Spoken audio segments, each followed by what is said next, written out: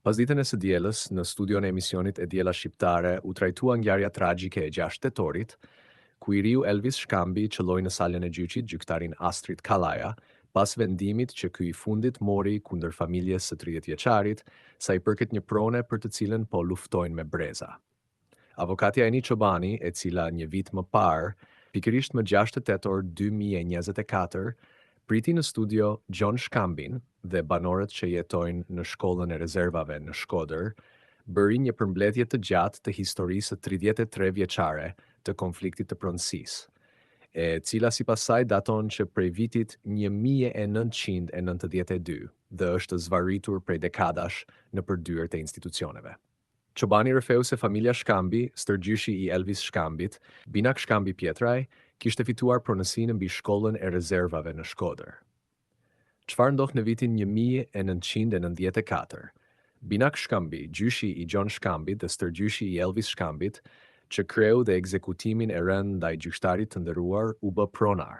U bë pronar me çfarë? Pikërisht me një dokument ligjor, vërtetimin e faktit juridik pranë gjykatës së shkallës së parë Shkodër me gjyktar Arben Zefin. Binak Shkambi Pietri është pronar i ligjshëm i kësaj prone dhe vendimi i Shkodrës është marrë më 31 tetor 1994, rrëfeu Çobani.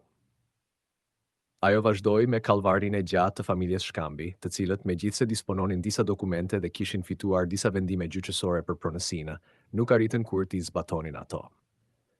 Sipas avokates, John Shkambi në vitin 2012 është paraqitur në Ministrinë e Financave, së bashku me një përfaqësues të Bashkisë së Shkodrës dhe ka blerë përfundimisht godinën duke paguar 160 milion lek të vjetra. Që prej asë kohe, a i kërkon lirimin e godinës. Mirë po, familjet që jetojnë aty dhe që dispononin vetëm një kontratë qiraje 1 vjeçare, nuk pranojnë të dalin nga shtëpit e tyre. Për këtë arsye, avokatja ka kërkuar një reagim nga Bashkia e Shkodrës me qëllim për të hedhur dritë mbi këtë kontratë dhe për të skaruar nëse ende merret qira nga këto familje. Në vitin 2012 kanë shkuar në Ministrinë e Financave për ta blerë, sepse ka qenë objekt shtetëror dhe njëkohësisht me përfaqësuesin e Bashkisë Shkodër, që kryetari i asaj kohe ka qenë Lorenz Luka. Të gjithë këta protagonistë të kësaj historie 30 e ca vjeçare duhet të dalin dhe të flasin. Dhe çfarë ndodhi pas kësaj?